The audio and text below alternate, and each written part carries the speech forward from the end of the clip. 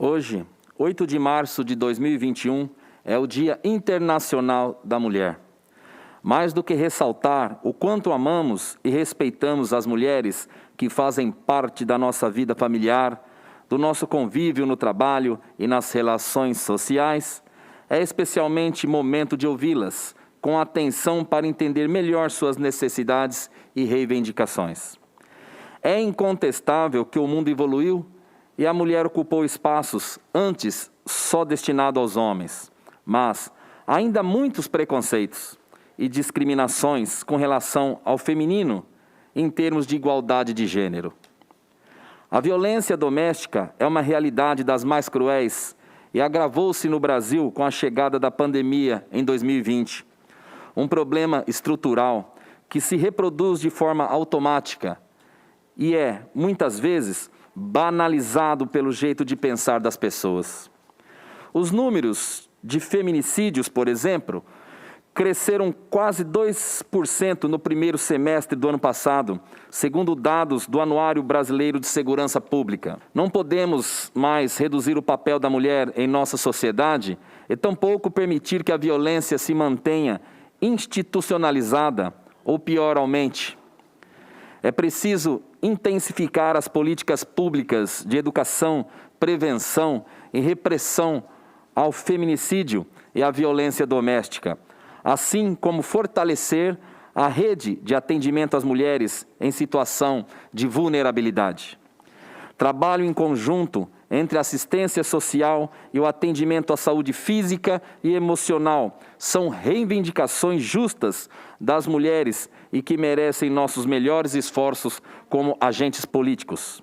Hoje queremos, em nome das funcionárias da Câmara Municipal de Araçatuba, externar o nosso respeito e admiração à força de trabalho de todas as mulheres de Araçatuba, seja no âmbito particular ou na esfera social. Aqui na Câmara, elas ocupam todas as posições, estão na direção, na coordenação, no assessoramento e na administração, contribuindo de forma decisiva para que o nosso legislativo seja considerado modelo. A todas, os nossos mais sinceros parabéns e o nosso muito obrigado. E no sentido de dar voz às mulheres e homenageá-las, vamos acompanhar a partir de agora um manifesto redigido pela jornalista Fátima Mantello, que é coordenadora de Relações Políticas e Cerimonial desta Casa de Leis. Muito obrigado.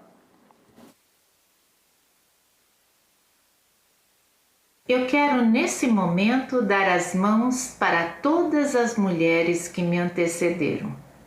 A todas que, ao longo da história, prepararam o caminho que hoje trilho. Mulheres que, na maioria das vezes, viveram caladas suas conquistas e decepções por fazerem parte de sociedades patriarcais.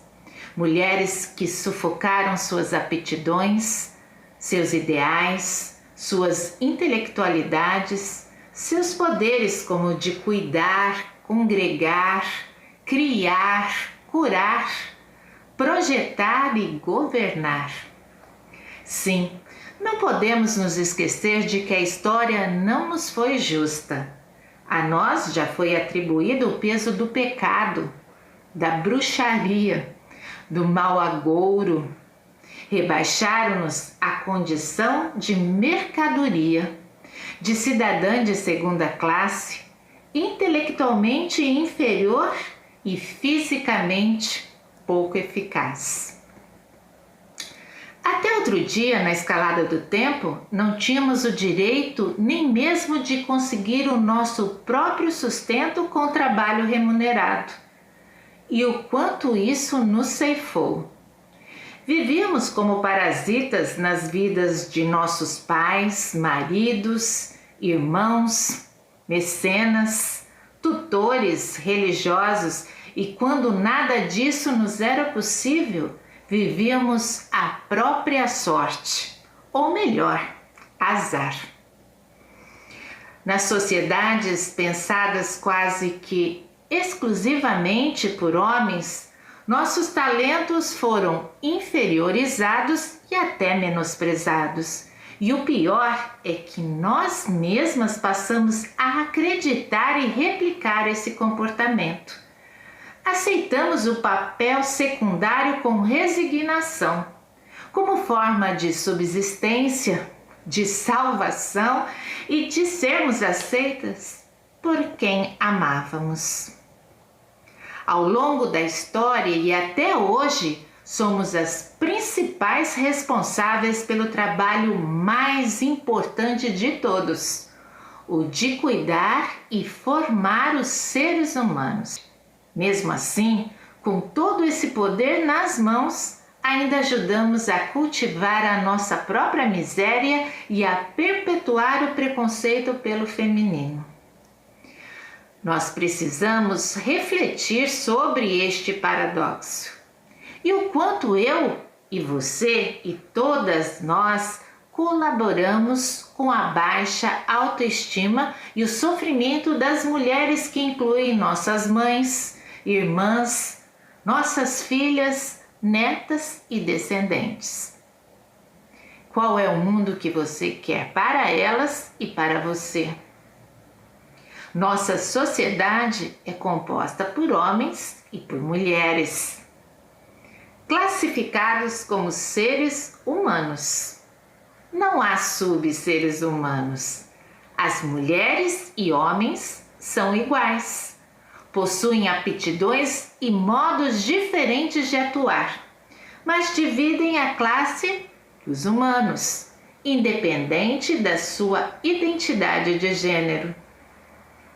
Eu desejo, com este manifesto, glorificar a coragem das mulheres ilustres e anônimas que abriram os caminhos para a igualdade, que tiveram a coragem de ir contra o pré-estabelecido em seus tempos e ousaram pensar e agir diferente nas mais variadas áreas do conhecimento e da expressão humana. Lembrá-las que suas vidas não foram em vão, que suas lágrimas e decepções, que a resiliência dos seus corpos e a fortaleza dos seus ideais ainda nos inspiram. Isso não é feminismo, mas uma constatação da importância de se quebrar paradigmas para que a sociedade evolua. Pense um pouco. Até a palavra feminismo sofre preconceito da sociedade e de muitas de nós até hoje. Ora, se em algum momento atitudes mais ousadas foram tomadas, a história demonstra que foram necessárias para nos dar, por exemplo, a permissão de votar e ser votada nas democracias, ou o próprio direito ao trabalho digno e remunerado. E vocês acham que isso tudo nos foi dado de presente, sem nenhuma resistência? Não, né? E que o 8 de março não nos deixe esquecer a realidade. O extremismo e a violência, sobre qualquer conceito, se mostram injustos. Não é possível encontrar uma só verdade em todas as circunstâncias, mas há no equilíbrio uma conduta mais próxima da justiça. Pois então, a estabilidade entre direitos e deveres de homens e mulheres só pode ser o mais próximo do justo para a humanidade. Sem papéis pré-definidos com relação ao sexo, mas com respeito e valorização ao que cada um pode contribuir e oferecer de melhor. O mais importante é que as mulheres, tão humanas quanto os homens, tão capazes quanto os homens, tão necessárias quanto os homens e tão diferentes dos homens, precisam acreditar no seu próprio potencial. É certo que precisamos nos olhar com mais carinho e exigir da sociedade e de nós mesmas a equidade entre homens e mulheres. Parar de cobrar, por exemplo, mais responsabilidade de nossas filhas do que dos nossos filhos. Deixar de condenar prematuramente a reputação das mães pelo insucesso dos seus rebentos, da mulher pelo declínio do casamento, da esposa pela traição ou violência do marido. Negar aos homens o direito de nos enganar e abolir de vez a desculpa que esse tipo de comportamento é inerente ao masculino e não uma falta de caráter do humano. Combater qualquer tipo de violência e nunca, nem sequer pensar que atitudes como essas possam ser uma prova de amor. Não, definitivamente não são. Na verdade, são a prova do desequilíbrio de alguém que ainda não aprendeu a amar. Vamos primeiramente nos escolher, conhecer e reconhecer o que nos representa, o que faz nosso coração bater mais forte, o nosso perfil como pessoa e nossa autonomia como seres humanos. E se depois o desejo for o de dividir tudo isso com alguém, ótimo! Mas que essa pessoa preencha as nossas expectativas e desejos, que possa valorizar e respeitar nossas atitudes e escolhas. Ou então, temos o direito de viver plenamente a nossa vontade de seguir sozinhas, autossuficientes, em paz e vivas. Eu desejo para você e para mim nada menos que isso.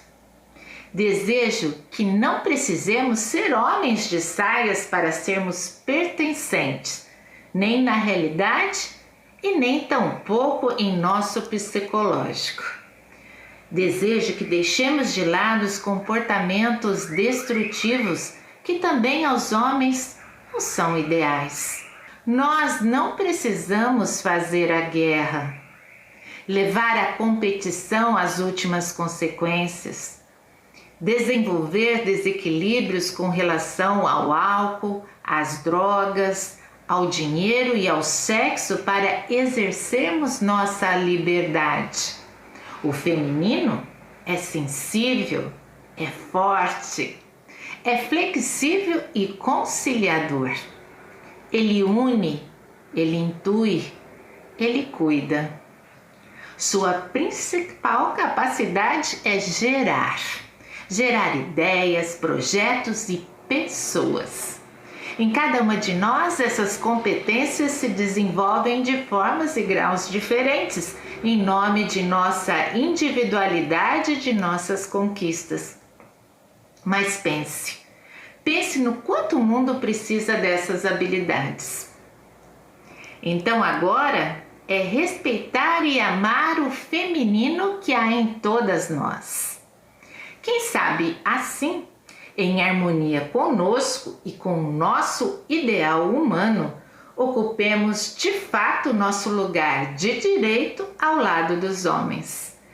Vamos com eles fazer das nossas cidades, dos nossos estados e dos nossos países lugares onde os humanos possam desenvolver plenamente suas capacidades através das energias masculina e feminina, tão complementares e tão necessárias para o bem-estar de tudo e de todos.